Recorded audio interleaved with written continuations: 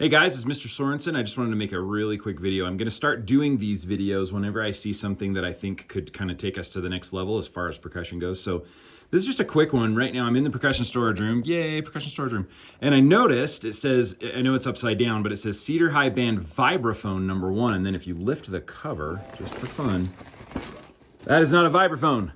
That is a xylophone. So the thing that I'm going to ask you guys to do is when you are going ahead and putting covers on the instruments, which I appreciate. All these instruments were covered. They look great. They're in a perfect row. That's awesome. But you got to make sure that the correct cover is on the correct instrument. Now this next one over, it says xylophone, and you can see right here, you can see that the keys, there's 2 rows of keys. So that's clearly a xylophone marimba. That's fine. Well, right over here, this now says xylophone #2, and you can tell that it's flat across the keys. That's definitely a vibraphone, so we got to switch those out. So just real quick, make sure when you're putting covers on, it's the correct cover for the correct instrument. All right, guys, Mr. Sorensen here again. I just was in helping a student practice some toms today after school and noticed a couple problems with the toms. There's one, I'm actually going to hopefully insert a picture here that I took that is a picture of, if you look at the picture, you'll notice that there are 2 different kinds of toms on the same stand as part of the concert tom set. One of them is an actual concert tom, and the other one is actually off of the pep band drum set. So that's a common mistake that can happen. They are kind of similar colors and they kind of look like they fit together, but what I'm asking you to do is to just notice things like that, just be a little tiny bit more observant and fix that, or at least bring it up and say, hey man, where's that other drum? Let's switch it out. So, all right, hopefully you've had a chance now to look at what's going on with these tom brackets, and you can see that there might just be a little bit of a problem. So you'll see me jump into the frame here. I'm gonna go ahead and fix these problems. So right here, if you can see these 2 knobs right there, if I wanted to adjust either one of those 2 knobs, I would not be able to do it. Because this knob can't turn, it's going to run into this one, and this one can't turn because it's going to run into that one. So what I'm going to do really fast, first thing I'm doing, hopefully you'll notice I'm going to step on the stand. I'm just putting 1 foot on the stand, so now it can't go anywhere. It's not going to fall. What I'm going to do is just quickly loosen this, pull this drum out. I'm going to set it aside, and then I can loosen right here, pull that drum out, and then I can put it on this part of the stand here. Go ahead and make sure it fits there. There we go. Go ahead and give it some space. Push it back on. There's some other things going on there that maybe we'll talk about in a second. And then as I take the other drum, bring it back in, then I can set it in its part of the stand, like so. Like so. And then as I tighten that back up, and now, if you can see, if I need to reach this knob or this knob, I can do it without banging into each other. So that's just something to take a look at. And if you look at your drum set at home, you may be having a similar problem on your drum set at home. So that's something to look at. More in a bit. All right, guys, the next little chunk here, I wanted to just show you how the toms are set up. Hopefully this will make sense to you.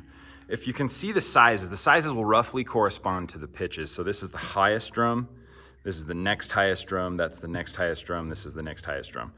So you don't really ever see them set up like this. In fact, they're kind of set up like this because I just switched these 2 drums in the previous clip. I'm gonna go ahead and put this on slow-mo right now, but I want you to watch, there's basically 3 configuration options for these drums, and I'll show you the most common one first. So here we go.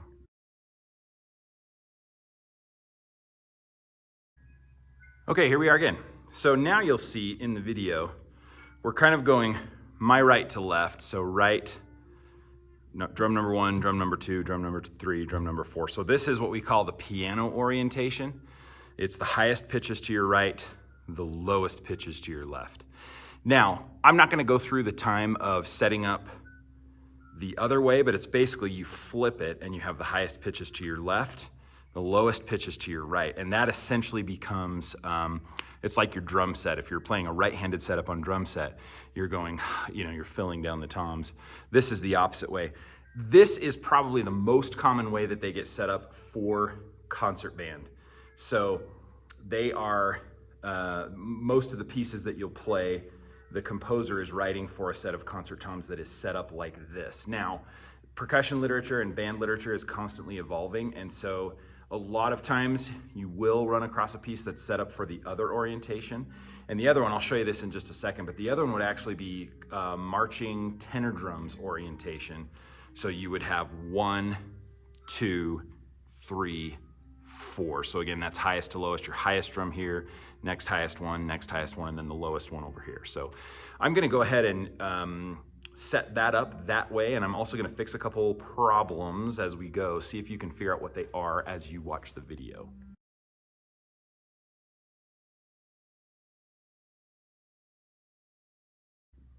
Okay, cool. Hopefully that made sense. So now, as you can see, this is set up exactly like a set of marching tenors. So drum 1, drum 2, drum 3, drum 4. I'm just using my fingers, but you can hear those pitches. Like so. And then hopefully you saw in the video, these brackets were backwards like the earlier ones that we shot.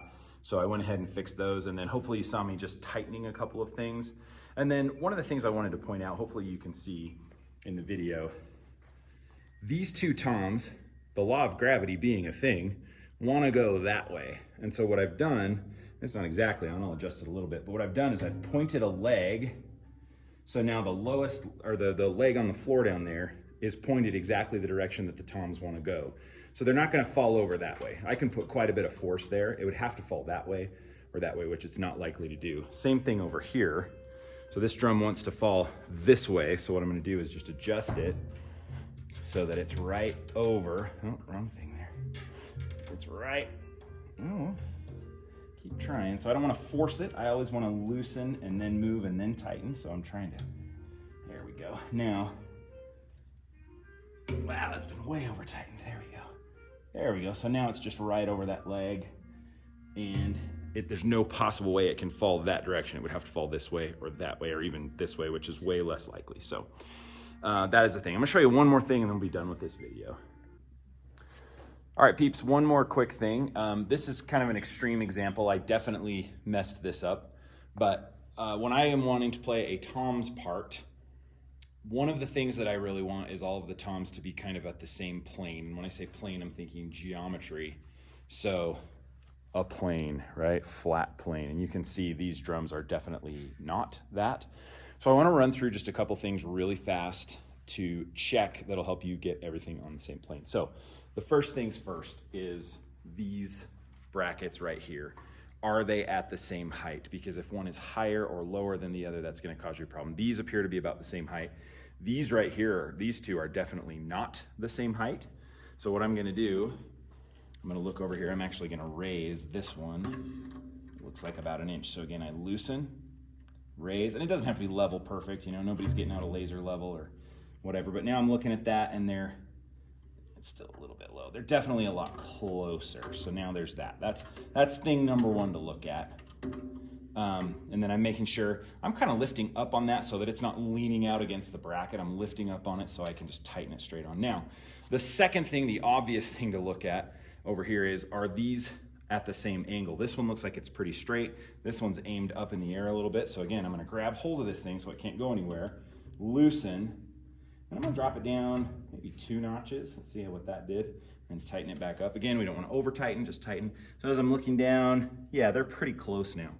So the next thing you can see is they're kind of far away. I don't want them far away. I want them close together so there's not big gaps. So again, I'm going to hold on to this so it doesn't go anywhere. I'm stepping on the stand so it doesn't go anywhere. I'm going to loosen down here, loosen enough to move, and then I'm going to move it.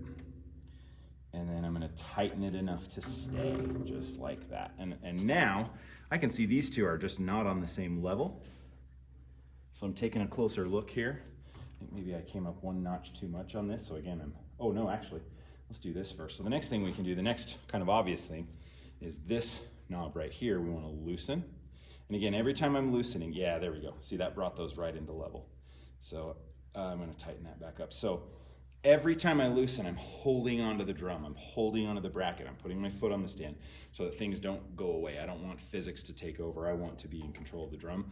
We tighten just enough to do its job. We loosen enough to move. You don't over tighten, you don't over loosen. So I like where these two are right now. Now these two just look funky, and you can see that if I were to actually be playing these drums, I'd be playing kind of this way and then be playing kind of this way. I don't want to do that. I want everything nice and flat. These two look great.